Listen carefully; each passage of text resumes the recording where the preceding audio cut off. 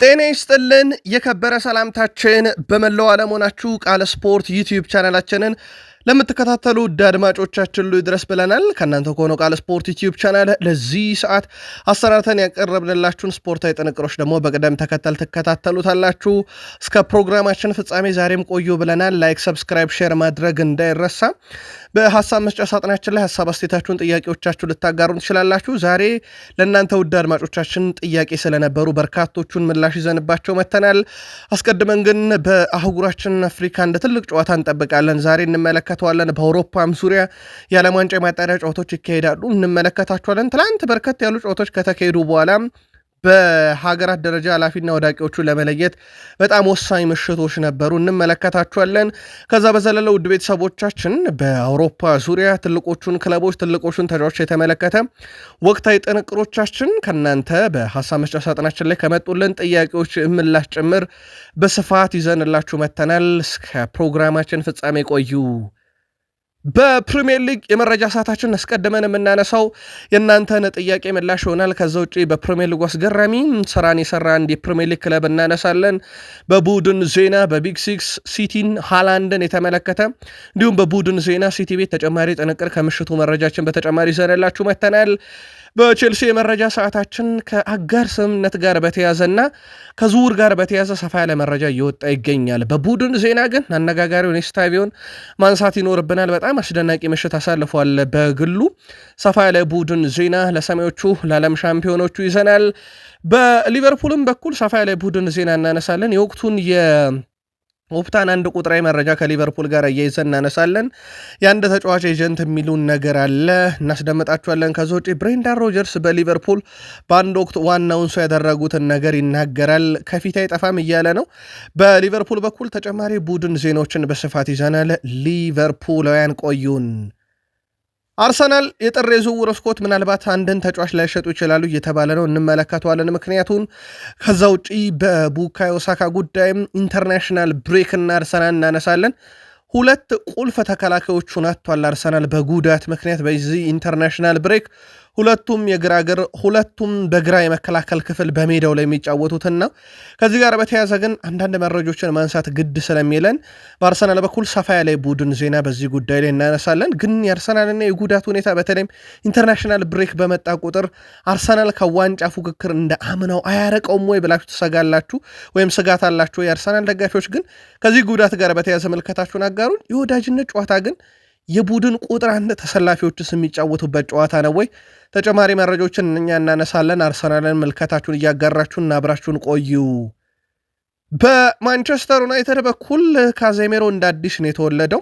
በጣም አስደናቂ ምሽት ከሀገሩ ጋር አሳለፈ። ማቲያስ ኩኛንም እናነሳለን። ከዛ ውጭ ግን ለዩናይትድ ምናልባት ሰበር ዜና ሊባል የሚችል ፋብሪዚዮ ሮማኖ አንድ መረጃ ይዞ ወጥቷል። ሩበን አሞሪም እቅድ ከዩናይትድ የአማካይ ስፍራ ዝውውር ጋር በተያያዘ እንዳጠር ያለ መረጃን ይዘን መተናል።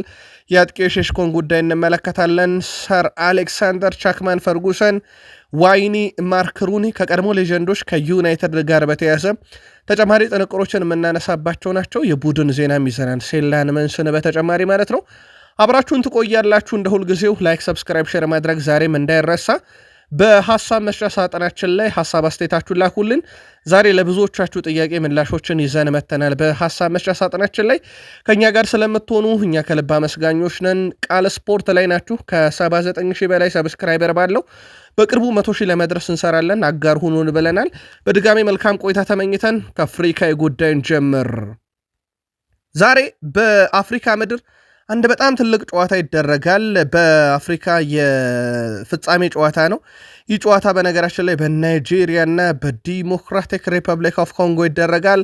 ጨዋታው አመሻሽ 4 ሰዓት ላይ ሲል ይጀምራል። በናይጄሪያ እና በዲሞክራቲክ ሪፐብሊክ ኦፍ ኮንጎ ጨዋታ መካከል አሸናፊው በቀጥታ ለዓለም ዋንጫ የሚያልፍ ይሆናል። ናይጄሪያ ያለፉትን ጨዋታዎቹ 9 ድል 7 አቻ 4 ሽንፈት የገጠማት ናት። በዲሞክራቲክ ሪፐብሊክ ኦፍ ኮንጎ 15 ድል 1 አቻ 6 ሽንፈት የገጠማት ናት። በርከት ያለ ጨዋታ አድርጋለች። በእርግጥ ዲሞክራቲክ ሪፐብሊክ ኦፍ ኮንጎ በማጣሪያ ጨዋታዎች ብዙ ርቀት ሄደች ናት። ዛሬ እንግዲህ በጣም ወሳኝ ጨዋታ ያደርጋሉ። በእርግጥ ሁለቱ የእግር ኳስ ሀገራት በመንግስት በኩል ራሱ የተገባላቸው ቃል ለዓለም ዋንጫ ካለፈው በጣም ረብጣ ብሮች ናቸው። ለማንኛውም አሸናፊው ለመለየት ዛሬ ምሽት 4 ሰዓት በጣም ወሳኙ ጨዋታ ይደረጋል።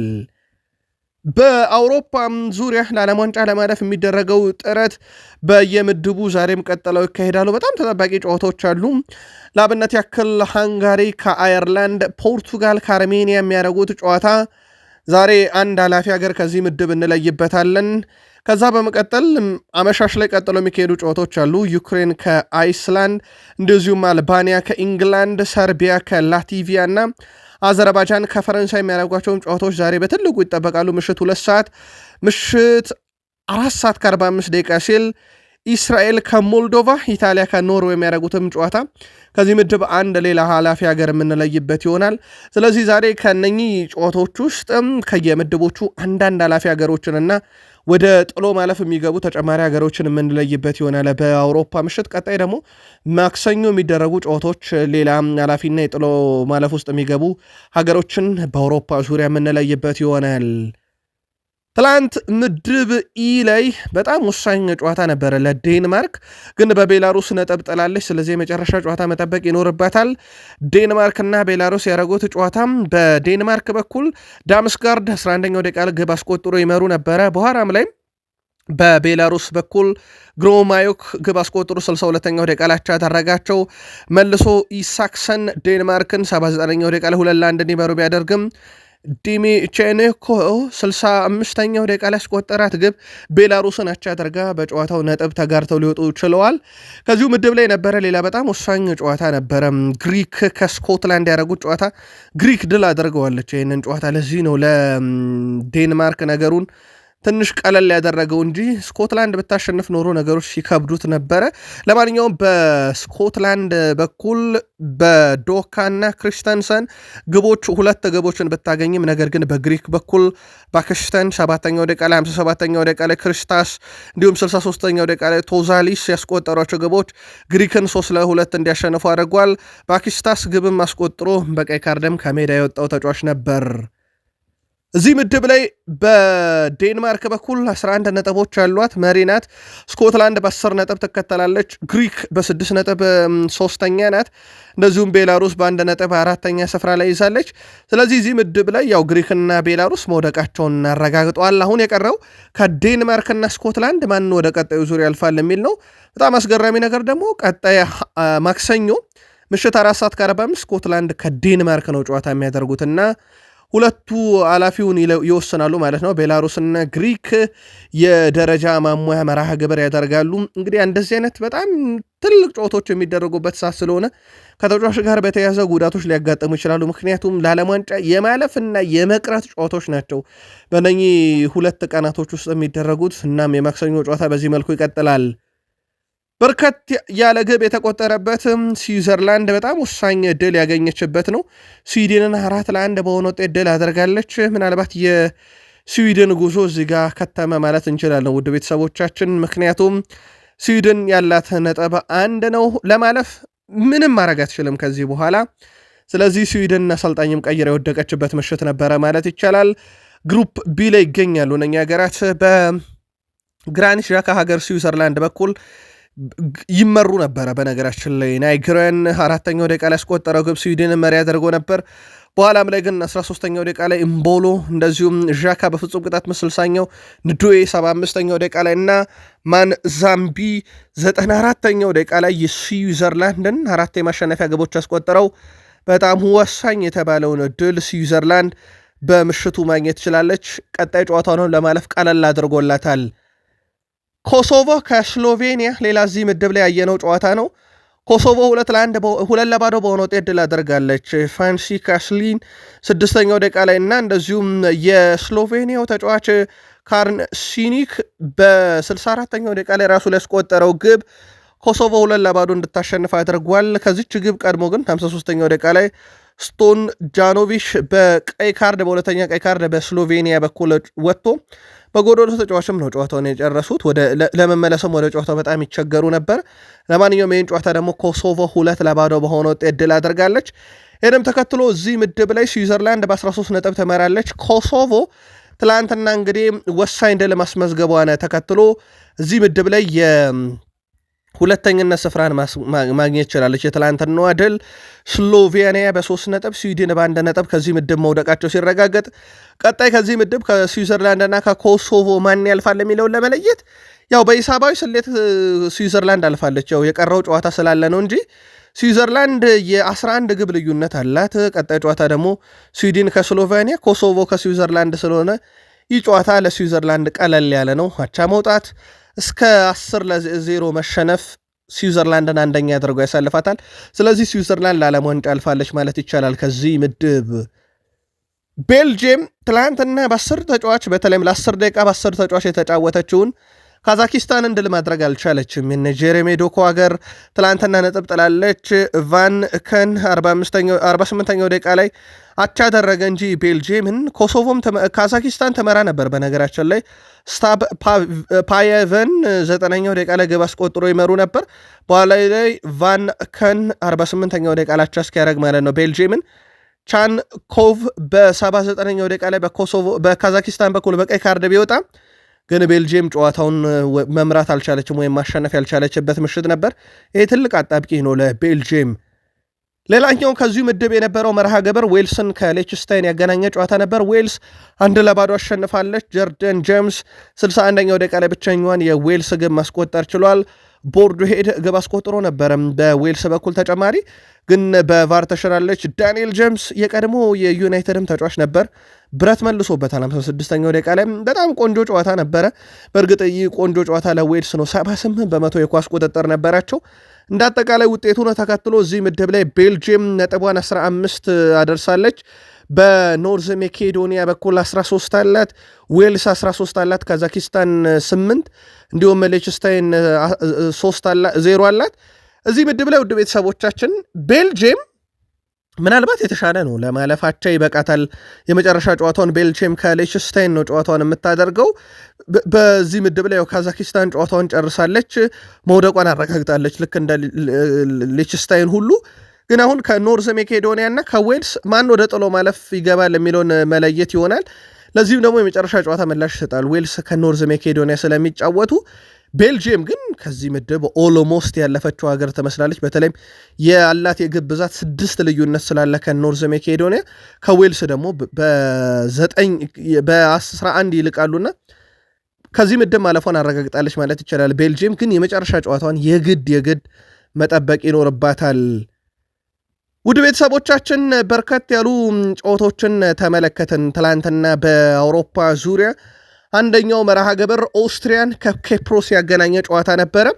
ኦስትሪያ በማርክ አርናቶቪች 18ኛው ደቂቃ ላይ በፍጹም ቅጣት ምት 55ኛው ደቂቃ ላይ በጨዋታ 2-0 በሆነ ውጤት ኬፕሮስን አሸንፈዋል። ፓትሪክ ዊማን 80ኛው ደቂቃ ላይ አስደናቂ ኳስ ብረት መልሶበታል። ጨዋታው በኦስትሪያ 2-0 ድል አድራጊነት የተጠናቀቀው። ከዚሁ ምድብ ላይ ቦስኒያ ሄርዞጎቬና ከሮሜኒያ ያደረጉት ጨዋታ በቦስኒያ 3-1 አሸናፊነት ተጠናቋል። መሪ የነበረችው ሮማኒያ ናት። በ17ኛው ደቂቃ ላይ ቢለርግ ግብ አስቆጥሮ ይመሩ ነበረ። በኋላም ላይ ግን ለቦስኒያ ሄርዞጎቬና ኤዲን ዤኮም 49ኛው ደቂቃ ላይ እንደዚሁም ባጅራ ካስታቭ 79ኛው ደቂቃ ላይ ታብኮቪች 93ኛው ደቂቃ ላይ አስቆጠሩ። ታሮቪች 47ኛው ደቂቃ ላይ ታኮቪች 93ኛው ደቂቃ ላይ በቦስኒያ በኩል ተጨማሪ 2 ግቦች ያስቆጥሩ ነበር፣ ግን ብረት መልሶባቸውም በጨዋታው 3-1 ብቻ እንዲያሸንፉ ሆኗል። ይህን ምድብ ኦስትሪያ በ18 ነጥብ ትመራለች። እዚህ ምድብ ላይ ኃላፊ እስካሁን አልተረጋገጠም። ቦስኒያ እንደ ሄርዞጎቬና በ16 ነጥቦች ሁለተኛ ናት። ሮማኒያ በ10 ነጥብ፣ ኬፕሮስ በ8 ነጥብ፣ ሳን ማሪኒዮ በ0 ነጥብ ከምድቡ ተሰናብተዋል።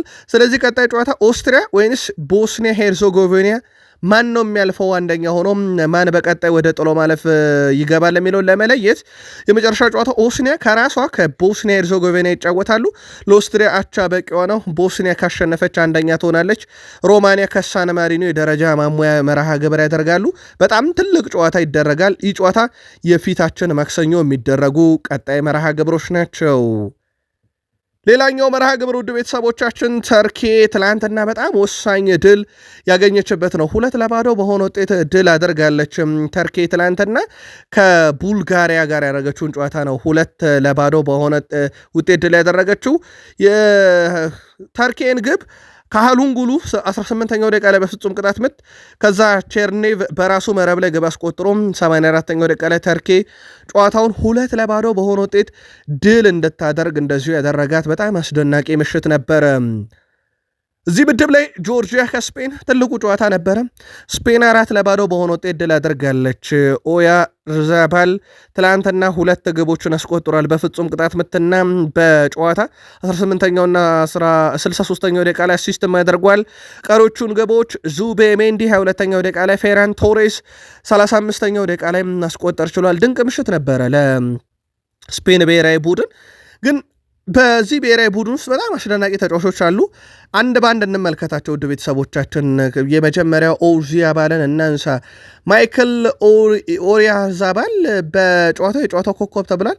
2 ግብ፣ 1 አሲስት፣ 3 ሙከራ፣ 1 ቁልፍ ኳስ አቀባይ ላይ 100% ረጅም ኳሶቹ ስኬታማ ነበሩ። በብሔራዊ ቡድን ደረጃ ይህ ተጫዋች በዓለም ዋንጫ ማጣሪያ እንዳለ የገጠማቸውን ጨምሮ በአጠቃላይ እስካሁን በተጫወታቸው ያለፉት 8 ጨዋታ ለስፔን ግብ አስቆጥሯል ወይ አሲስት አድርጓል። ኔዘርላንድ ላይ 2 ግብ፣ ፈረንሳይ ላይ 2 አሲስት፣ ፖርቱጋል ላይ፣ ቡልጋሪያ፣ ጆርጂያ እና እንደዚሁም መልሶ ቡልጋሪያ ላይ አንዳንድ ግቦችን፣ ተርኬ ላይ 3 አሲስት፣ ትላንትና ጆርጂያ ላይ 2 ግብ 1 አሲስት። ያልተዘመረለት ግን በጣም አስደናቂ የሚባል ተጫዋች ነው። እኔ በግሌም ብዙ ከተመለከትኳቸው ተጫዋቾች ውስጥ በምሽቱ አንደኛው ነበረ። ከኔዘርላንድ፣ ፖርቱጋል፣ ቡልጋሪያ፣ ጆርጂያ ላይ ግብ ያስቆጠረ ነው። ድንቅ ምሽት አሳልፏል።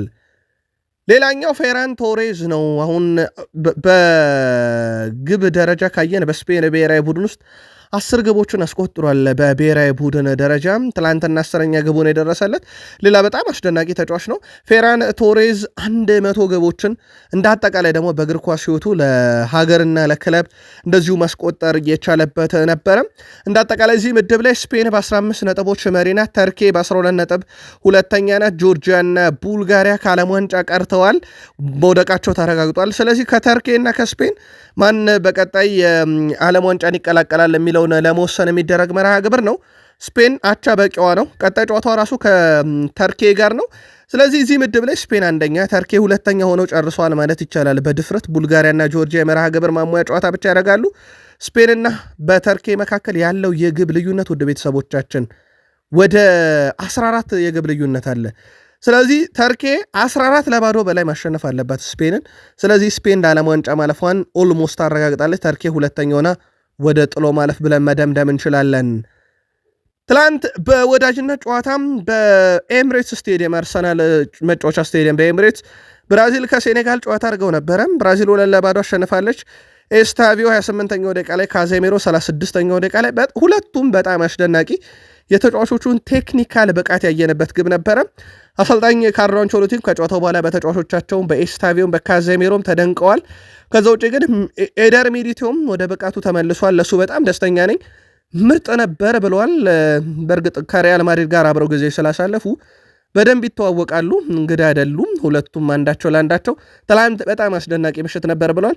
ከጨዋታ ጋር በተያያዘ ግን ብዙ ሰበር መረጃዎች አሉን። በእንግሊዝ ፕሪሚየር ሊግ በስፋት እንመለስበታለን።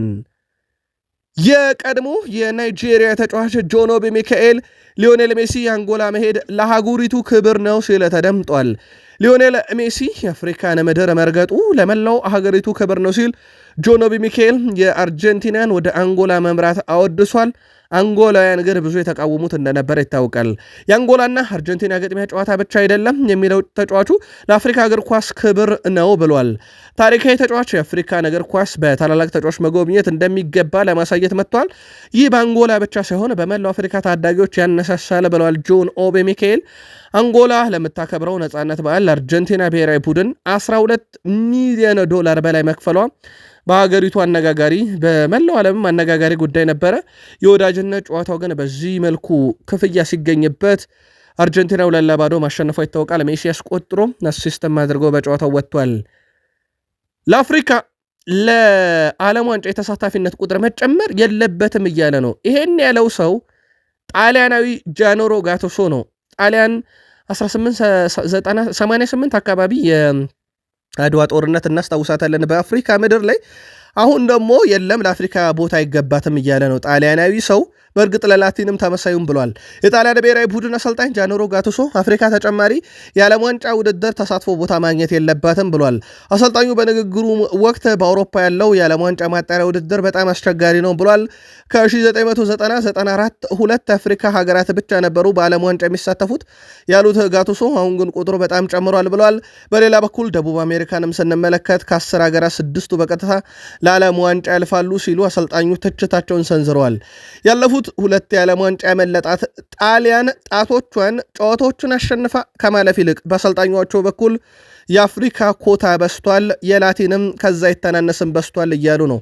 ጣሊያን ጨዋታዎቿን አሸንፋ ግን በቀጥታ ማለፍ ስትችል ለምን አፍሪካና ላቲን ላይ ጣት መቀሰር ፈለገች በአሰልጣኟ በኩል የሚለው ግን አነጋጋሪ ጉዳይ ነበር። ወደ ሊጎች እንመለስ ውድ ቤተሰቦቻችን። ትላንትና ኤል ክላሲኮ በአውሮፓ ምድር ነበረ። በሴቶቹ ነው፣ ውጤት አልተቀየረ። አሁንም አሸናፊ ባርሴሎና፣ አሁንም በርካታ ግብ አስቆጣሪ ባርሴሎናዎች ናቸው። ትላንትና 4-0 በሆነ ውጤት ድል አድርገዋል። የባርሴሎና ሴቶች ቡድን በኤል ክላሲኮ ፊልሚያ ሪያል ማድሪድን 4-0 በሆነ ውጤት አሸንፈዋል። ይህ ድል የባርሴሎና ሴቶችን በስፔን ውስጥ ያላቸውን የበላይነትና ኃያልነት ፍጹምነት ጭምር ያረጋገጠ ነው። ትላንትና በኤል ክላሲኮ ሪያል ማድሪዶች በሴቶቹ ተሸንፈዋል። በእርግጥ በወንዶቹ አምና የነበረባቸውን ተከታታይ ሽንፈት ባርሴሎናን ረትተውም ድል ወደ ሳንቲያጎ ቤርናቤ መመለሳቸው ይታወቃል። ጥያቄ መጥቶልን ነበረ በሐሳብ መስጫ ሳጥናችን ላይ ከአንድ አድማጫችን፣ በተለይም በላሊጋ ደረጃ ብቻ ሲሆን በየሁሉም ሊግ ነው፣ ግን አሁን የመረጃው የላሊጋ ሰዓት ላይ ስለሆነን የላሊጋውን እናንሳ። ማን ነው ለመጀመሪያ ጊዜ የላሊጋን ዋንጫ ያነሳው ሀያል ክለብ የሚል ጥያቄ መጥቶልን ነበር። በነገራችን ላይ እንዳጠቃላይ ላሊጋውን ለመጀመሪያ ጊዜ ያነሳው ቡድን ባርሴሎና ነው። በ1929 ላይ ነበረ ዋንጫውን ለመጀመሪያ ጊዜ ያነሳው። ባርሴሎና ለመጀመሪያ ጊዜ 1929 ሲያነሳ ሪያል ማድሪድ ሁለተኛ ሆኖ ነበር የጨረሰው። ከዛ በኋላ ግን አትሌቲኮ ቢልባኦ ሁለት ተከታታይ ዓመት ካነሳ በኋላ ሪያል ማድሪድ 1931 1932 እያለ የመጀመሪያና ሁለተኛ ዋንጫውን ማሳካት ችሏል። በአጠቃላይ በላሊጋ በርካታ ዋንጫዎችን በማንሳት ሪያል ማድሪድ 36 ዋንጫውን ሲያነሳ አንደኛ ነው። 25 ጊዜ ሁለተኛ ሆኖ ጨርሷል። በባርሴሎና በኩል ላሊጋውን 27 ጊዜ በማንሳት ሁለተኛው ቡድን ነው። 28 ጊዜ ባርሴሎና ሁለተኛ ስፍራን ይዞ አጠናቋል። የሌሎቹ ሊጎች እንመለሳለን በየመረጃ ሰዓታችን። ከማድሪድ አልወጣንም። በዛሬዋ ቀን ከ19 ዓመት በፊት 2006 ላይ ማለት ነው ማርሴሎ ቬራ ዳሲልቫ ጁኒየር ሪያል ማድሪድን አንድ ብሎ የተቀላቀለበት ነው። ማርሴሎ በሪያል ማድሪድ ቤት 546 ጨዋታ፣ 38 ግብ፣ 104 አሲስት፣ 25 በላይ ዋንጫዎችን አሳክቷል። የማርሴሎ የእግር ኳስ ሕይወት በብዙ ሊዘገብ ይችላል። ተከላካይ ነው፣ የግራ መስመር ተመላላሽ ነው፣ ግን ደግሞ የእግር ኳስ ችሎታው ፍጹም የተለየ ነው። ድሪብሉ፣ ኮንትሮሉ፣ አሲስት የሚያደርግበት ቴክኒክ ምኑ ነው ተከላካይ የሚያስብል ነው። በሪያል ማድሪድም በብራዚል ብሔራዊ ቡድንም ምናልባት በዘመናዊ እግር ኳስ ውስጥ ካየናቸው ምርጥ የግራ ተመላላሾች ውስጥ ሊጠቀስ ይችላል። ከማርሴሎ ምኑን ታደንቁለታላችሁ? በተለይም የማድሪድ ደጋፊዎች አሊያም ገለልተኛ የእግር ኳስ አድናቂዎች ብቻ ከማርሴሎ ምኑን ትወዱለታላችሁ? በጣም አስደናቂ ተጫዋች ግን ከ19 ዓመት በፊት ልክ በዛሬዋ ቀን ነው ለማድሪድ ፊርማውን አኑሮ የነበረው። ወደ አድማጮቻችን ጥያቄ ተመለስን። የጣሊያን ሴሪንም የሚል ጥያቄ ቀርቦልን ነበረ። በነገራችን ላይ የመጀመሪያው የጣሊያን ሴሪኤ አንድ ብሎ መደረግ የጀመረው ከተሻሻለ በኋላ ማለት ነው 1929-30 የውድድር ዓመት ነው አንድ ብሎ የጀመረው። የወቅቱ አሸናፊ የመጀመሪያው ኢንተርናዚዮናሌ ወይም ኢንተር ሚላን ነበር። በወቅቱ አምብሮሲያኒያ ይባሉ ነበረ። በወቅቱ አሸናፊ ሆነዋል። የጣሊያን ሴሪኤን ለመጀመሪያ ጊዜ ካሸነፉ በኋላ የነሱ ድል ነው አንደኛ። በነገራችን ላይ የጣሊያን ሴሪ ለመጀመሪያ ጊዜ ሲደረግ ግን የኢታሊያን ሻምፒዮንሺፕ ነበረ የሚባለው 1898 ላይ ነበረ የጀመረው። ያኔ ጄኖዋ ነበረ የመጀመሪያው አሸናፊ። ግን ጣሊያን ሴሪ ኤ ተብሎ መጠራት ከጀመረ በኋላ 1929 ላይ የመጀመሪያው አሸናፊ ኢንተር ሚላን ብላችሁ ያዙት። የጥያቄው አንደኛው ምላሽ ነው። የሌሎቹም እንደዚሁ በየመረጃ መሃሉ ይቀጥላል። የጀርመኑ ተነባቢ ጋዜጣ ቢልድ ካሪም አዴምን የተመለከተ መረጃ ይዞ ወጥቷል። ቅጣት ተላልፎበታል። ከሰሞኑ ይህ ተጫዋች ከበርካታ የፕሪሚየር ሊግ ክለቦች ጋር ስሙ እየተያዘ ነበረ፣ ግን ተጨባጭ መረጃዎች ስላልነበሩ በቃል ስፖርት ዩቲዩብ ቻናል የትኛውም የዩቲዩብ ገጻችን ላይ መረጃውን አላሰራጨንም፣ ግን በሩመር ደረጃ መረጃዎች ሲወጡ እንደነበረ እናስታውሳለን። ለማንኛውም ካሪም አዴሚ ቅጣት ተላልፎበታል። ቅጣቱን በተመለከተ ግን ዝርዝር መረጃ አላገኘንም። ምክንያቱ ግን ከጦር መሳሪያ ዝውውር ጋር ነው። 2 የጦር መሳሪያዎች ተይዞበታል። አንደኛውም ኤሌክትሪክ ነው፣ ሌላኛው ግን የሚተኮስ ነው። ለማንኛውም ጉዳዩን በተመለከተ የጀርመን ፖሊስ ውሳኔ ያሳልፎበታል። ምን ተወሰነበት በሚለው ጉዳይ ላይ ግን ተጨማሪ መረጃዎችን ለማጣራት ሙከራ እያደረግን ነው። ከጀርመን ጋር በተያዘም በጀርመን ቡንደስሊጋ ለመጀመሪያ ጊዜ ዋንጫውን ማናነሳው የሚል ጥያቄ ስለነበረ ምላሽ እንስጥበት። የመጀመሪያውን ዋንጫ እንግዲህ ያነሳው ቡድን አረቤ ሌብዥንግ ነው። ውድ ቤተሰቦቻችን አረቤ ሌብዥንግ 1903 ላይ የመጀመሪያውን ዋንጫ አንስቷል የጀርመን ቡንደስሊጋን። በእርግጥ ሌሎችም ከዛ በፊት ያነሱ ክለቦች ነበሩ፣ ግን አንድ ብሎ ሲጀመር የነበረውን ጊዜ ከተመለከትን ሃምቡርግ አንስቶታል ይህንን ዋንጫ 1900 ግን በአዲስ መልክ ከተዋቀረ በኋላ አርቤ ሌብዥንግ ነበረ ለመጀመሪያ ጊዜ ዋንጫውን ያነሳው። በዚሁ የፍራንስ ሊጋም እናንሳው ውድ ቤተሰቦቻችን። የፍራንስ ሊጋም በነገራችን ላይ 1993-94 ላይ አንድ ብሎክ በአዲስ መልክ ከመዋቀሩ በፊት በርካታ የውድድር ቅርጽን ይዞ ሲደረግ ነበረ። እነ ኦሎምፒክ ሊዮን በጣም የደመቁባቸው ዓመታት ነበሩ። ግን ሙሉ ውድድሩ እንዲሰረዝ ተደርጓል። በብዙ ምክንያቶች ተሰርዟል ውድድሩ ከዛ በፊት የነበረው። ስለዚህ የፍራንስ ሊጋ አሁን ያለው የዋንጫ ክምችት በክለቦች የሚቆጠርላቸው ከ1993-94 የውድድር ዓመት በኋላ ያነሱት ነው። ስለዚህ የመጀመሪያ ተብሎ ሊያዝ የሚችለው በአዲሱ ፎርማት ፓሪስ ሰን ዠርሜን ነው 1993-94 ላይ። ከዛ በኋላ ናንትስ፣ ኦግዤር፣ ሞናኮ፣ ሌንስ፣ ግሩንዲስ፣ ሞናኮ፣ ናንትስ፣ ኦሎምፒክ ሊዮን እያለ ይቀጥላል። የመጀመሪያው ግን ፓሪስ ሰን ዠርሜን ነበር። ክርስቲያኖ ሮናልዶ በዛሬ ጨዋታ ላይ ስለማይወክል ሀገሩን በቀጣይ ክርስቲያኖ ሮናልዶን ለማየት በነገራችን ላይ ኖቬምበር 23 አልካሌጅ ጋር ጨዋታ ይኖራቸዋል። አልናስር ሳውዲ ፕሮ ሊግ መሪ ናቸው። ዘንድሮ ሁሉንም ጨዋታ በድል ተወጥተዋል። በጣም አስደናቂ ቡድን ገንብተዋል አልናስሮች። በተለይም ሮናልዶ ከአሰልጣኝ ሄርጌ ሄሱስ እንዲመጡ ከማድረግ ጆዋ ፍሌክስ እንዲመጡ ወደ ቡድኑ አድርጓል። ጋርሻ ተከላካዮቹ እንዲመጡ አድርጓል። በጣም አስደናቂ ቡድን እንዲገነባ አድርጓል። እሱም በጣም ወሳኝ ሚና አለው። በእርግጥ ከፍተኛ ግብ አስቆጠር እሱ አይደለም፣ ጆዋ ፍሌክስ ነው የሀገሩ ልጅ። ለማንኛውም ሮናልዶ በቅጣት ምክንያት ሀገሩን ስለማይወክል ኖቬምበር 23 ላይ ከአልካሌጅ ጋር በሚደረግ ጨዋታ ዳግም ወደ ጨዋታ የሚመለስ ይሆናል። ውድ የቃል ስፖርት ዩቲዩብ ቻናል ቤተሰቦች ቃል ስፖርት ላይ ናችሁ። ከሀገር ቤት እስከ ባህር ማዶ የተመራረጡ ስፖርታዊ ጥንቅሮችን ከምታደምጡበት የዩቲዩብ ገጻችን ለዚህ ሰዓት ደግሞ የመራረጥናቸውን የእንግሊዝ ፕሪሚየር ሊግ መረጃ ሰዓታችን ላይ ናችሁ። ከፕሪሚየር ሊግ የመረጃ ሰዓታችን ጋር በድጋሚ መልካም ቆይታ ተመኘን። የፕሪሚየር ሊግ መረጃችንንም ከእናንተ ጥያቄ ምላሽ እንጀምር። ፕሪሚየር ሊጉ ቀደም ብሎ ፉትቦል ሊግ ይባል ነበር። በ1888-89 ላይ ፕሪስት ኖርዝ ኢንድ የተባለ ደግሞ በጣም አደገኛ ቡድን ነበረ። አንደኛ በተከታታይ ዓመት ወጥቶ ዋንጫዎቹን አንስቶ ነበር። አስቶን ቪላ፣ ኤቨርተን ሁለተኛ ይወጡ ነበር።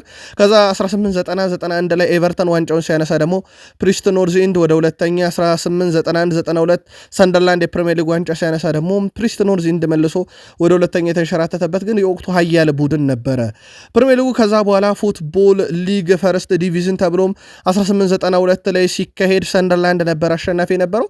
ከዛ በኋላ ግን ፕሪሚየር ሊጉም ቅርጹን ቀይሮ ፕሪሚየር ሊግ ተብሎ በአዲስ ፎርማት እስካሁን ድረስ ሲደረግ 1992 ላይ ጅማሮን ያደርጋል። ዩናይትድ ሁለት ተከታታይ ዋንጫ አንስቶ አንድ ብሎ አዲሱን ፎርማት ያነሳው ደግሞ ዩናይትድ ነው። በወቅቱ ስቶን ቪላ፣ ብላክበርን በጣም አደገኛ ቡድኖች ነበሩ። ከዛ በኋላ ዩናይትድን ቀጥሎ ብላክበርን ሮቨርስ፣ መልሶ ዩናይትድ በተከታታይ እነ አርሰናል ዋንጫ የመጡበት ዓመታት ነበሩ። ግን በአዲሱ ፎርማት ማንቸስተር ዩናይትድ ቀደም ባለው ፎርማት ደግሞ ፕሪሚየር ሊግ ፕሪስት ኖርዝ ኢንድ የፕሪሚየር ሊግ ዋንጫ ባለክብር ነበሩ። በርካታ ዋንጫ ያነሳው እንግሊዝ ክለብ የሚል ጥያቄ ደርሶ ነበረ። ሊቨርፑል ነው 69 ዋንጫዎችን አካባቢ አንስቶ የፕሪሚየር ሊግ ቀዳሚው ክለብ ነው። ማንቸስተር ዩናይትድ ወደ 68 ዋንጫዎች አሉት። አርሰናል ከ40 በላይ ዋንጫዎችን ይዞ ወደ ሶስተኛ ደረጃ ይቀመጣል። ሲቲ፣ ቼልሲ እያለ ይቀጥላል የዋንጫ ድምር። ግን ሊቨርፑል ቀዳሚ ነው፣ ዩናይትድ ሁለተኛ፣ አርሰናል ሶስተኛ ነው። በዚሁ የእናንተን ጥያቄ ምላሽ እንስጥበት ብለን ነው። ክሪስታል ፓላስ ለእይታ ችግር ላለባቸው ደጋፊዎች እጅግ በጣም ማሻሻያ የሆነ አዲስ ቴክኖሎጂ ጀምረዋል። ይህም አይን ላይ የሚገጠም ነው። ምናባዊ እይታን በጆሮ ከነማዳመጫው ለደጋፊዎቹ እንዲደርስ ያደርጋል ተብሏል። ይህ የተደረገው ማሻሻያ ይህም እንግዲህ በስቴዲየም ውስጥ ተገኝተው እይታቸው የቀነሰ እድሜያቸው የገፉ ሰዎች የፓላስን ጨዋታ እንዲኮመኩሙ ያደርጋል። የመጀመሪያው ክለብ ነው ፓላስ። ሌሎቹ ክለቦች ይህን ነገር ይቀጥሉታል የሚለው በቀጣይ በትልቁ ይጠበቃል። ፓላስ ግን በጣም አስደናቂ ስራ ሰርቷል ተብሎ በበርካታ ደጋፊዎች መወደስ እየቀረበለት ነው። ኤርሊንግ ብሮት ሃላንድ በእንግሊዝ ፕሪሚየር ሊግ ከፍተኛ ግብ አስቆጣሪ ነው። 14 የፕሪሚየር ሊግ ግቦች ያሉት ቀዳሚ ነው። በነገራችን ላይ በዓለም ዋንጫ የማጣሪያ ጨዋታ ላይ ቀዳሚ እሱ ነው። በነገራችን ላይ 14 ግቦችን አስቆጥሮ ይመራል። እነ ማርክ አርናቶቪች ትላንትና 2 ግቦችን ማስቆጠራቸውን ተከትሎ 8፣ ዴፓይ 8 በዚህ ሳምንት ግብ አስቆጥሯል። ኬቨን ደ ብሮይነ፣ ሃሪኬን፣ ካርሚ ሪች የክሮሻ ተጫዋች ነው። ሜሪኒዮ የስፔኑ 6 ግቦች አላቸው። ግን ሃላንድን የሚስተካከል አሁንም የለም። ልክ እንደ ፕሪሚየር ሊጉ ነው። በነገራችን ላይ ፕሪሚየር ሊጉም ኤጋር ቲያጎ በ8 ነው የሚከተለው፣ ከዛ 6 ነው። እዚህም አርናቶቪች በ8 ነው የሚከተለው፣ ዴፓይም ጭምር። በጣም አስደናቂ ጉዞ በሀገርም በብሔራዊ ቡድንም ደረጃ አለው። ዛሬ ደግሞ ሀገሩን አቻ መውጣት እስከ 9-0 መሸነፍን ፈቅዶ ወደ ዓለም ዋንጫ መውሰድ ይችላል። ትላንት ምሽት የማንቹሪያን ደርቢን ጨዋታ ውጤት አድርሰናቸዋል፣ ግን ተጨማሪ መረጃ እናንሳበት የተወሰነ ብቻ። በማንቹሪያን ደርቢ ታር ላይ ሲቲዎች ዩናይትድን 3-0 ሲያሸንፉ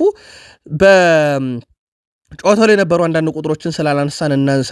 ዩናይትድ ፍጹም የተሻሉ ነበሩ። በጨዋታ ብልጫ 60% ኳስ ተቆጣጥረው ነበር። ሲቲ 40% ግብ የማስቆጠር ንጻሬ ግን ሲቲዎች 2.31 3 ግብ አገኙ። ዩናይትድ 0.86 ነበር። ጎል ላይ በጣም ደካማ ነበሩ ዩናይትዶች። ሲቲ 14 ሙከራ ዩናይትድ 11 በኢላማውን የጠበቀ ግን ሲቲ 5 ዩናይትድ ምንም አለሞከሩም። ኢላማውን የጠበቀ የማዕዘን ምት ሲቲ 9 ዩናይትድ 6 ቢጫ ካርድ ዩናይትድ 1 ሲቲም 1 በቀይ ካርድ ደረጃ ሁለቱም አልተመለከቱም። ሲቲዎች ከድሉ በኋላ የደረጃ ሰንጠረዡ ላይ በ24 ነጥብ ይመራሉ። ቼልሲ ቀሪ ጨዋታ ያላቸው በ20 ይከተላሉ። ዩናይትድ በ17 ሶስተኛ፣ አርሰናል በ15 ነጥብ አራተኛ ናቸው፣ ቀሪ ጨዋታ አላቸው። ቶትናምም በ15 ነጥብ አምስተኛ ነው፣ ቀሪ ጨዋታ አላቸው። እነኚህ በተለይ አርሰናልና ቶትናም ቀሪ ጨዋታቸውን የሚያሸንፉ ከሆነ ዩናይትድ ሴቶች ወደ 5ኛ ይንሸራተታሉ ማለት ነው። ሲቲዎች ግን አንደኝነታቸውን አስጠብቀዋል። ለፕሪሚየር ሊግ ዋንጫ ዘንድሮ ከቼልሲ ጋር ከበድ ያለ ፉክክር ያደርጋሉ ተብሎ ይጠበቃል። ቼልሲ ደረሰን። ወጣቱን ኤስታቪዮን እናንሳ። በጣም አስደናቂ ምሽት አሳልፈዋል ከብራዚል ብሔራዊ ቡድን ጋር። የወዳጅነት ጨዋታ ላይ ግን ተጫዋቹ የነበረው ብቃት ፍጹም የተለየ ነው። 1 ጎል አስቆጥሯል። 1 ኢላማውን የጠበቀ ሙከራ ማለት ነው። 3 የግብ ዕድል ፈጠረ። 35 ኳስ ነካ። 15 ኳሶችን በትክክል ለጓደኞቹ አቀብሏል። 2 ክሮሶችን ሳጥን ውስጥ በትክክል አቀብሏል። 100% ታክሎቹ ስኬታማ ነበሩ። 100% 3 የአንድ ለአንድ ግንኙነት አሸንፏል። 3 ኳስ መልሶ ቀምቷል። ብራዚላዊ ኮከብ ትላንትና በጣም አስደናቂ ግብ ነው ያስቆጠረው። በዛ ላይ ደግሞ በነገራችን ላይ በኤምሬትስ ስቴዲየም ነበረ ጨዋታው የነበረው። ኤስታቪዮ 4 ግቦችን በመጨረሻ 4 ጨዋታ ለብራዚል አስቆጥሯል። ገና 18 ዓመቱ ነው። ሴኔጋል፣ ካራባግ፣ ወልቭስ፣ አያክስ፣ ደቡብ ኮሪያ በመጨረሻም 5 ጨዋታ 6 ግቦችን ደግሞ ለሀገሩም ለክለቡም አስቆጥሯል። ለብራዚል ብሔራዊ ቡድን አሁን 4 ግብ አለው። ከቬኒሽስ ጁኒየር በ4 ብቻ ያንሳል። ፍጹም ድንቅ ምሽት ነበር ያሳለፈው ብራዚላዊ ተጫዋች።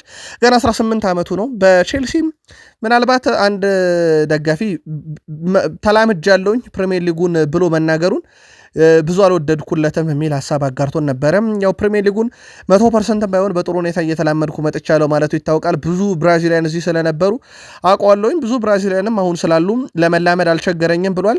የ18 ዓመቱ ተጫዋች ኤስታቪዮ ግን ትላንትና ያስቆጠራትም ግብ በጣም ቆንጆ ነበረች። ማቲያስ ኩና በእርግጥ በቀጥታ ለእሱ አልነበረም። ኩና አሲስቱን ተጨራርፋ እሱ ጋር ደርሳ በጣም አስደናቂ ግብ አስቆጥሮ ነበር። ወደ ዝውውር እንመለስ። ቼልሲ በጆን ቴሪ በኩል አንድ ሀሳብ ደርሷቸዋል። ይኸውም የአካዳሚውን ተጫዋች ዳግም መልሱት እያለ ነው። ጉዌ መመለስ አለበት ወደ ስታንፎርድ ብሪጅ እያለ ነው። ማርክ ጉዌ እንደሚታወቀው የቼልሲ የአካዳሚ ፍሬ ውጤት ነው። በክሪስታል ፓላስ ይገኛል። የኮንትራቱ የመጨረሻ ዓመት ላይ ነው። ሊቨርፑል ሊያስፈርመው ከጫፍ ደርሶ በተተኪ ምክንያት የቀረ ግን አሁን ደግሞ በርካታ አያላን ክለቦች ከጥር ጀምሮ የተጫዋቹ ፈላጊ ሆነው የሚመጡበት ነው። ማርክ ጉዌ በእንግሊዝ ብሔራዊ ቡድን ጥሪ እየደረሰ ያለው በዚሁ በፓላስ ቆይታው ነው። ለዓለም ዋንጫ ሲል በፓላስ ዓመቱን ሊያጠናቅቅ ይችላል እያሉ ነው በርካቶች። በጆን ቴሪ በኩል ግን የቀድሞ የቼልሲ ተከላካይ እኔ በጣም ነው የምወደው ይህንን ተጫዋች መልሰን መግዛት አለብን፣ ምክንያቱም የቼልሲን ደረጃ ያሻሽላል ብሏል። ለሌሎች ክለቦች መፍቀድ የለብንም እያለ ይገኛል። በዚህ ጉዳይ ላይ እንደ ባየር ሙኒክ፣ ባርሴሎና፣ ፓሪስ ሰን ዠርሜን ከፕሪሚየር ሊግ ውጪ ከፕሪሚየር ሊግ ደግሞ እንደ ሊቨርፑል ያሉ ክለቦች የዚህ ዝውውር ትልቅ አካል ናቸው ተብሎ ይታሰባልና ለቼልሲ ነገሩ ቀላል አይሆንም።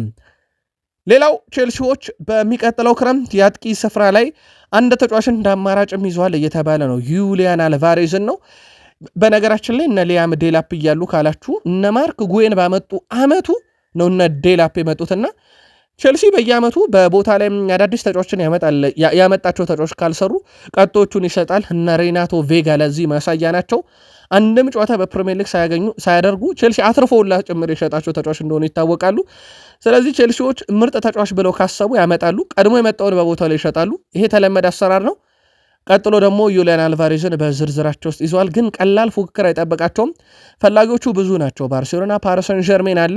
በቼልሲም በኩል አሁን ሲካተቱ የአትሌቲኮ ማድሪድ በራሱ እንደ ፍላጎት ተጫዋቹን ይሸጣሉ አይሸጡም፣ የገንዘብ ችግር ስለሌለባቸው ትልቁ ፈተና ይሆናል።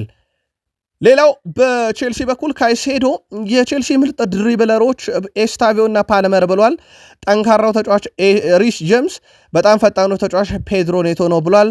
በጣም የሚያስቀንና የሚያዝናናን ኩኮሬያ ብሏል። እነኚህ በቡድን ውስጥ ያሉ ልዩነትን የሚፈጥሩ በሜዳ ላይም ከሜዳም ውጪ በጣም ምርጥ ተጫዋቾቻችን ናቸው ብሎ አወድሷል። ኩኮሪያ ግን በመልበሻ ክፍል ውስጥ ብዙ የሚያስቀንና የሚያዝናናን ተጫዋች ነው ብሏል። ኩኮሪያ ከሰሞኑ ከሀገሩ ልጅ እና ከሀገሩ ክለብ ጋር ፍልሚያ ያደርጋል በሻምፒዮንስ ሊግ የባርሴሎናን ጨዋታ ማለት ነው። ለዛ ጨዋታ ዝግጁ ለማለቱ ይታወቃል። ከዚሁ ጋር ግን በተያዘን የቼልሲን መረጃ እናጠቃለው። ቼልሲ የመጨረሻ ምዕራፍ ላይ ደርሷል እየተባለ ነው። የመለያ ፊት ለፊት አጋር የላቸውም። ትልቅ አጋር ትልቅ ጥቅም የሚያስገኝላቸውን ፍለጋ ከወዲህ ወዲያ እያሉ ነበረ። አሁንም በረጅም ዓመት ኮንትራት የሚሰጡት አጋር አላገኙም። ስለዚህ ለሚቀጥለው 1 ዓመት አብሯቸው የሚቆይ አንድ አጋር ግን አግኝተዋል እየተባለ ነው። የድርድር ሂደቱ ወደ መጨረሻ ምዕራፍ ላይ ደርሷል። በቅርቡ ይፋ ይደረጋል የሚሉ መረጃዎች ወጥተዋል። ቼልሲ ምን ያህል ገንዘብ ያገኝበታል፣ ወደ ዝውውሩ ዳግም እንዲወጣ ያደርገዋል የሚለው ደግሞ በቀጣይ በትልቁ ይጠበቃል። ከሰሞኑ የኦፕታን አንድ መረጃ ደርሰናችሁ ነበረ። የሊቨርፑል የማጥቃት ቀጠና አንድን ጎን ትኩረት ያደረገ ነው ብለን ነበረ።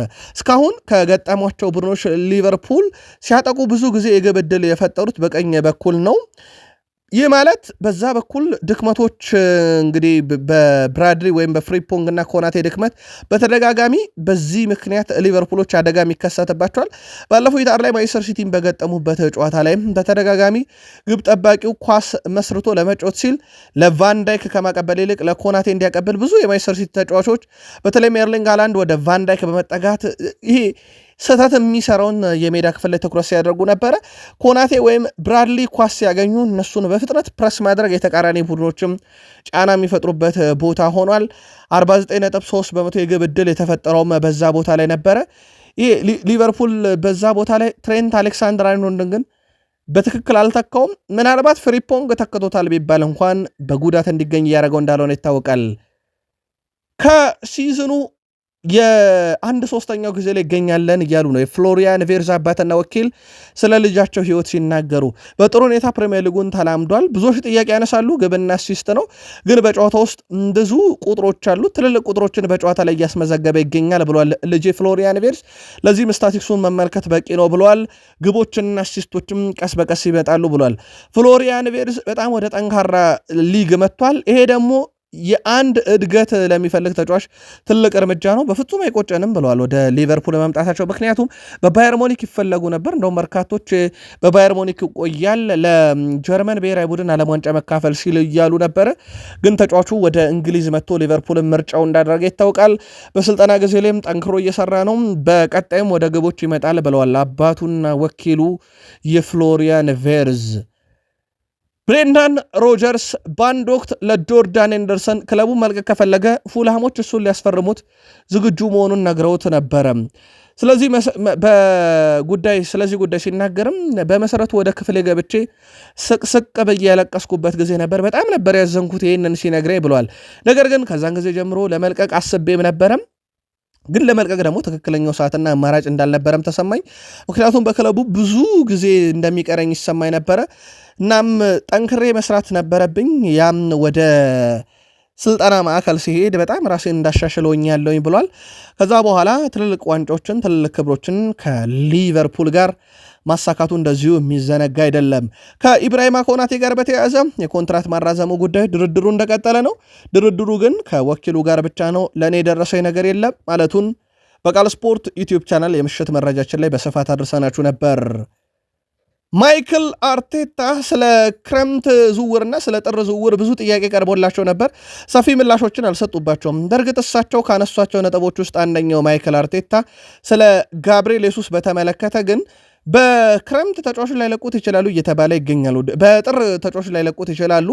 ከመጪው ክረምት በፊት ብራዚል ጋብርኤል ሱስ አርሰናል ሊለቅ የማይችልባቸው ብዙ ምክንያቶች ቢኖሩም ዋነኛው ግን አርሰናል ቤት ከዋንጫ ተፎካካሪነት ቀጣይ ቦታው ላይ ማን ይመጣልና ከጉዳት ጋር በተያያዘ ተጫዋቹን በክረምት ላይ መልቀቅ በጥር ላይ መልቀቅ ዋጋ ሊያስከፍል ይችላልና በዚህ ጥር ላይ ከመልቀቅ ይልቅ እንደ ቀጣይ ክረምት ላይ መልቀቅን ሊያተኩሩ ይችላሉ የሚሉ መረጃዎች በስፋት እየወጡ ነው። ጋብርኤል ሱስ ከጉዳት ተመልሷል። የፈረንጆች አዲስ ዓመት ከመግባቱ በፊት ጨዋታ ያደርጋል ተብሎ ይጠበቃል። በእርግጥ በቦታው ላይ ይሄ ሐሰተኛ 9 ቁጥሩ ሚካኤል ሜሪኖ ጥሩ እየሰራ ነው። ግን እነ ቪክተር ዮኬሬሽም በቅርቡ ወደ ሜዳ ይመለሳሉ። በተለይም ከለንደን ደርቢ ጨዋታ ጀምሮ ይመለሳል ተብሎ ይጠበቃል። ከሳካ ጋር በተያያዘ ከሰሞኑ ብዙ መወድስ እየቀረበለት ነው። ሩኒ በእርግጥ አስቀድሜም ተናግሬ ያለው ወጥ ነው ብሏል።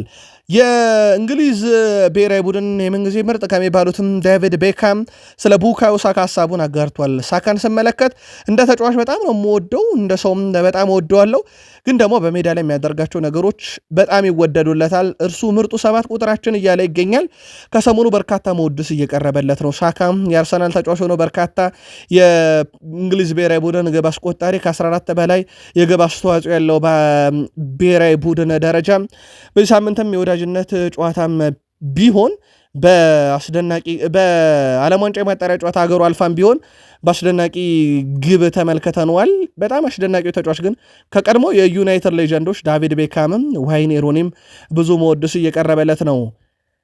ትላንትና በብሔራዊ ቡድን ደረጃ ማርቲን ዙቤሜንዲ ለስፔን ብሔራዊ ቡድን ግብ አስቆጥሯል። ግን ለአርሰናል ይሄ ቁም ነገሩ አይደለም። አርሰናል በጣም አስጊው ጉዳይ ጋብርኤል ማጋሌሽ ተጎድቷል። እርግጥ ሆኗል ጉዳቱም ብራዚላዊ አርሰናል የኋላ መስመር ተጫዋች ጋብርኤል ማጋሌሽ ጉዳት አጋጥሞታል። ትላንትና ብራዚል ከሴኔጋል ባደረገችው የወዳጅነት ጨዋታ ነው ጋብርኤል ማጋሌሽ ጉዳት አጋጥሞ ተቀይሮ የወጣውም።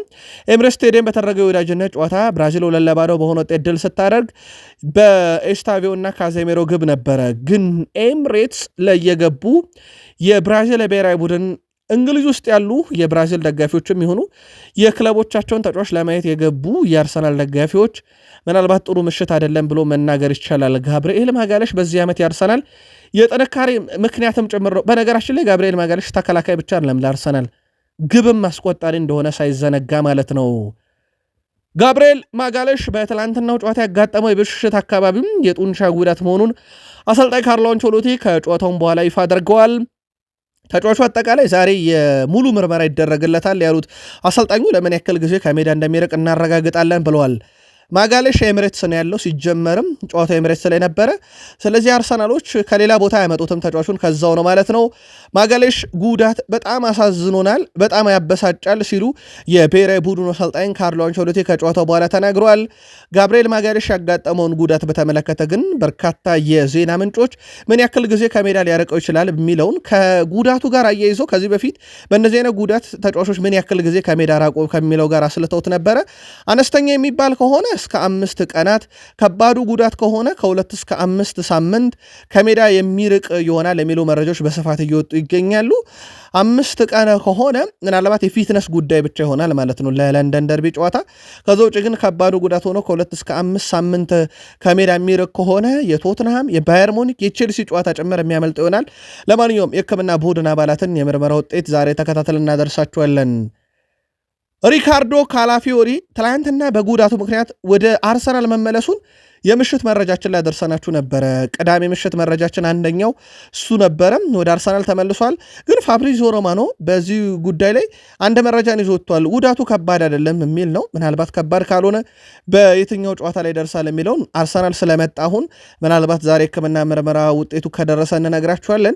እንደ አጠቃላይ ግን የወዳጅነት ጨዋታም በብራዚል ብሔራዊ ቡድን ሲደረግ ዋና ስብስባቸውን ይዘው ነበር የገቡትና አንዳንድ ጊዜ የወዳጅነት ጨዋታ ራሱ ዓላማው ምንድን ነው የሚለው በጣም አስፈላጊ ነገር ነው። የአርሰናል ደጋፊዎችን በማህበራዊ ትስስር ገጽ ላይ አንደኛው ያጋሩት ነገር የወዳጅነት ጨዋታ እነማንን ነው የሚያካትተው፣ እንዲህ አይነት ትልልቅ ተጫዋቾችን ወይንስ እድል ያላገኙትን የሚል ጥያቄ አንስተዋል። ለማንኛውም ካላፊዮሪና ጋብርኤል ማጋሌሽ ከኢንተርናሽናል ብሬክ በኋላ ይጫወታሉ አይጫወቱም የሚለውን ተከታትለን እናመጣለን። የወዳጅነት ጨዋታ ላይ መጎዳቱ ግን አርሰናልን በብዙ ያበሳጨው ነበረ። በዚህ ሲዝን አስደናቂ አቋምን እያስመለከተን ይገኛል። ካርሎስ ካዜሜሮ ለሀገሩ ብራዚል ትላንትና ግብ አስቆጥሯል። ያውም በጣም ቴክኒካል ይሄ ሻርፕ ነምበር ናይኖች የሚያስቆጥሩት አይነት ጎል ነው ያስቆጠረው። እዛ የሜዳ ክፍል ላይ ተረጋግቶ ኳሷን ኮንትሮል ያደረገበት ከዛ ግብ ጠባቂውን በአንድ እይታ ብቻ የቆመበትን አይቶ ያስቆጠረበት መንገድ በጣም አስደናቂ ነበረ። በካርሎስ ካዜሜሮ በኩል ትላንትና 90 ደቂቃ ሙሉ ተጫውቷል። አንድ ጎል፣ 2 ሙከራ ከ44 ኳሶች 40ውን በትክክል አቀብሏል። ከ4 ረጃጅም ኳስ 10ሩ ስኬታማ ነበሩ። አንድ ኳስ የግብ ዕድል ፈጠረበት፣ 4 ታክል ወረደ፣ 7 የ1 ለ1 ግብ ተሸነፈም። ከሞላ ጎደል በጣም ድንቅ ምሽት ነበረ ማሳለፍ የቻለው የማንቸስተር ዩናይትዱ ካርሎስ ካዜሜሮ። ወደ ዓለም ዋንጫ ሄዳለሁ፣ ዩናይትድ ምርጥ ስለሆንኩኝ ነው ወደ ዓለም ዋንጫም የሚሄደው ማለቱን ጨምሮ ከኮንትራቱ ጋር በተያዘ በቃል ስፖርት ዩቲዩብ ቻናል የቅዳሜ ምሽት ወይም ኖቬምበር 15 መረጃችን ላይ በስፋት ስለ ካዜሜሮ አንስተን ነበር። ሌላኛው የማንቸስተር ዩናይትድ ተጫዋች የነበረው እንዲሁም ማቲያስ ኩና 65 ደቂቃዎችን ሜዳ ላይ አሳልፏል። በጨዋታው ላይ መሳተፍ የቻለው ማቲያስ ኩና 2 ድሪብሎችን በስኬት ያጠናቀቀ፣ 4 ሙከራዎችን አድርጎ 2ቱ በብረት ተመልሰውበታል። ትናንት ከግብ ጠባቂው ይልቅ ለማቲያስ ኩና ብረቱ ነበር ፈትኖታል ማለት የሚቻለው። የመጀመሪያው ግብ ኤስታቪዮ ሲያስቆጥር የቼልሲው አጥቂ የማቲያስ ኩና ኳስ ነበረች መነሻዋ። አሲስት ያደረገው በእርግጥ ለሌላ ተጫዋች ቢሆንም ግን አሲስቷ ዲፍሌክሽን ገጥሟት ወደ ኤስታቪዮ ሄደች። መነሻው ግን እሱ ነበረ። ትላንትና ድንቅ ነበረ። ሌላው ግን እዚሁ ላይ ልናነሳው የሚገባው ነገር በሰበር የወጣው መረጃ ሌሳንድሮ ማርቲኔዝ ለኤቨርተኑ ጨዋታ መጫወት ይችላል እና የሩበን አሞሪም ውሳኔ ብቻ ይጠብቃል ብሏል። ይሄ ፋብሪዚዮ ሮማኖ በሰበር ያደረሰን መረጃ ነው። ስለዚህ ይጫወታል አይጫወትም የሚለው በሩበን አሞሪም ውሳኔ ላይ ብቻ የተመሰረተ ይሆናል። በጥሩ ሁኔታ ከአርጀንቲና ጋር ለመመዱን መቀጠሉ ይታወቃል። ፖርቱጋል አሰልጣኝ ሩበን አሞሪም በቀጣይ ዩናይትድ እቅድ ውስጥ እጅግ ትልቅ የሆነ እቅድ አዘጋጅቷል ነው የተባለው። ዩናይትድ የበላይ አካላት ጋር የደረሰው ይህ ሪፖርታቸውም በቅዱ 2 የዝውውር መስኮቶች ላይ በተለይም በጥርና በቀጣይ ክረምት ላይ ቡድኑን ማጠናከር ነው። ይሄም በትልቁ የአማካይ ስፍራውን ያተኩራል ተብሏል። ሩበን በተለይም በክረምት ኩኛና ምቤሞን ለማስፈረም ያወጡት እቅድ አመርቂ ስኬት ካስመዘገበ በኋላ በሊጉ ላይ ልምድ ያላቸውን 2 አማካዮች ማምጣት ይፈልጋሉ ተብሏል። በአሰልጣኙ እቅድ ውስጥ ያሉ በርካታ አማካዮች አሉ። እንደ ኤሊዮት፣ እንደ ካርሎስ ባሌባ የዩናይትድ አማራጮች ናቸው። በተለይም ሩበን አሞሪም የካርሎስ ባሌባ አድናቂ ናቸው። ነገር ግን ሃርቪ ኤሊዮት እያሳየ ካለውን ብቃት ኤሊዮት አንደርሰን እያሳየ ካለው ብቃት አንጻር የዩናይትድ ትልቅ እቅድ ነው። በኤሊዮት አንደርሰን በኩል ክረምት ላይ 100 ሚሊዮን ፓውንድ ባነሰ ዋጋ ሊገኝ ይችላል። እንግዲህ 200 ሚሊዮን ፓውንድ አካባቢ ዩናይትድ ቢያንስ ለሁለቱ ተከላካዮች ያስፈልጋቸዋል። ጆን ክሮስ የሚረር ስፖርት ጸሐፊው ግን በኤሊዮት አንደርሰን ላይ ነው እምነት ያለው። ኤሊዮት አንደርሰን የክረምት ዝውውር መስኮት የማንቸስተር ዩናይትድ የመጀመሪያ ኢላማ መሆን አለበት እያለ ነው። ክለቡ በክረምት የዝውውር መስኮት አንደርሰን ወደ ኦልድ ትራፎርድ ለማምጣት ሁሉንም ነገር ለማድረግ ዝግጁ ናቸው ያለው ጆን ክሮስ፣ ነገር ግን በካርሎስ ባሌባን በኩል በዝርዝር ውስጥ ስላለ ይህን ተጫዋች ስታተስ እኛም ለመመልከት ሞክረን ነበረ። ተጫዋቹ በነገራችን ላይ በዚህ ውድድር ዓመት ሙሉ 90 ደቂቃ የተጫወተው ሊድስ ብቻ ነው። ብቸኛው 90 ደቂቃ የጨረሰው ጨዋታ ነው። ከዛ ውጪ በቤንችነት ደግሞ የጨረሰው በርንማውዝ ላይ ነው። በትልቅ ደረጃ ከሜዳ ላይ የቆየው ሳይቀየር 75 ደቂቃ ነው። ከዛ በላይ መጫወትም አልቻለም። ተቀይሮ እየወጣ ነው። የሬቲንጉንም ነገር ካየን በየጨዋታው የሚሰጠውን ሬቲንግ ካየ ውድ ቤተሰቦቻችን እስካሁን 7 የሚደርስ ሬቲንግ አልተሰጠውም። ትልቁ ሬቲንጉ 6.8 ነው። ከዛ በላይም ሬቲንግ አላገኘም። አሁን ለእናንተስ ምርጫው ከኤሊዮት አንደርሰን እና ከካርሎስ ባሌባ ግን የትኛው ነው? አጋሩን። የማንቸስተር ዩናይትድ የሕክምና ቡድን አባላት ቤንያሚን ሼሽኮን በተመለከተ ጉዳቱ የከፋ አይደለም የሚል መረጃን አውጥተው ነበረ። ተጫዋቹ በጨዋታው ላይ ጭምር የመቀየር ፍላጎት አልነበረውም ተብሏል። ሆኖም የክለቡ የሕክምና ቡድን አባላትና አሰልጣኝ ሩበን አሞሪም የከፋ ችግር ከሚገጥመው ይውጣ በሚል ነበረ ከሜዳ እንዲወጣ የተደረገው ተብሏል።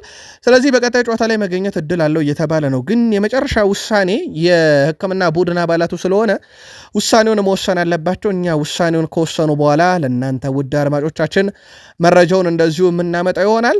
ምናልባት ከዚሁ ጋር አያይዘን አንድ መረጃ ለመጨመር ያክል ከዋይኒ ማርክ ሩኒ ጋር በተያዘ ልክ በዛሬው ዕለት በ2018 ማንቸስተር ዩናይትድ ሌጀንድ ዋይኒ ሩኒ ለሀገሩ እንግሊዝ 120ኛ ጨዋታውን አድርጎ በዛው ከእንግሊዝ ብሔራዊ ቡድን ራሱን ያገለለበትም ቀን ነበር። ሰር አሌክሳንደር ቻክማን ፈርጉሰን ሩበን አሞሪም በዩናይትድ ቤት እንደሚሳካለት ተስፋ አደርጋለሁ። ምክንያቱም ዩናይትድ በቀጣይ በስኬት ደረጃ ማስመዝገብ የሚችል እንቅስቃሴ ላይ ነው የሚገኘው። ለዚህ ሩበን አሞሪም ትልቅ ምስጋና ይገባቸዋል። እርግጠኛ ነኝ ይሳካል እያሉ ነው። ላመንስ ድንቅ ግብ ጠባቂ ሆኖ አግኝቼዋለሁ ብሏል ሰር አሌክሳንደር ቻክማን ፈርጉሰን።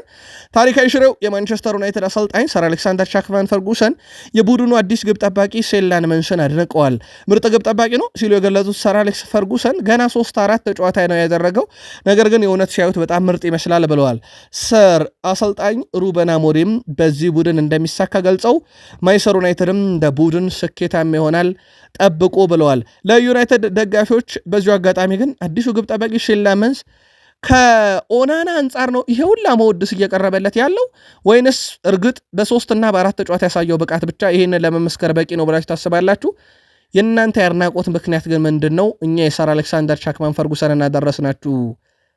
ዛሬ በአፍሪካ ምድር ለዓለም ዋንጫ ለማለፍ ናይጄሪያ ከዲሞክራቲክ ሪፐብሊክ ኦፍ ኮንጎ ምሽት 4 ሰዓት፣ በአውሮፓ ሃንጋሪ ከአየርላንድ፣ ፖርቱጋል ከአርሜኒያ፣ አልቤኒያ ከእንግሊዝ፣ አዘርባይጃን ከፈረንሳይ፣ ሰርቢያ ከላትቪያ፣ ዩክሬን ከአይስላንድ፣ እስራኤል ከሞልዶቫ፣ ጣሊያን ከኖርዌይ ይጫወታሉ። ዛሬም በአፍሪካና በአውሮፓ ዙሪያ ኃላፊ ሀገራትን እንለያለን። እኛ የትኛው ሀገር አለፈ የሚለው መረጃው ከደረሰን በቀጣይ መረጃችን ላይ እናካትተዋለን። ቃል ስፖርት ዩቲዩብ ቻናል ግን ዕለተ እሁድ ማለዳ አሰናርተን ያቀረብንላችሁ ልዩ ስፖርታዊ ጥንቅራችን ፍጻሜው እዚህ ጋር ሆነ። የእናንተን ሀሳብ አስተያየት መስጫ ሳጥን ላይ ጥያቄን ምላሽ ባካተን በአውሮፓ በሌሎች ትልቅ ክለቦችና ከዋክብቶች ዘንድ አሰናርተን ያቀረብንላችሁ ጥንቅር እዚህ ጋር ሲያበቃ በቃል ስፖርት ዩቲዩብ ቻናል ላይ ያላችሁን ሀሳብ አስተያየት አጋሩን። 100,000 እናንተ ማጋር ሁኑን ብለናል። በሰብስክራይበር ደረጃ መልካም ጊዜ ይሆንላችሁ።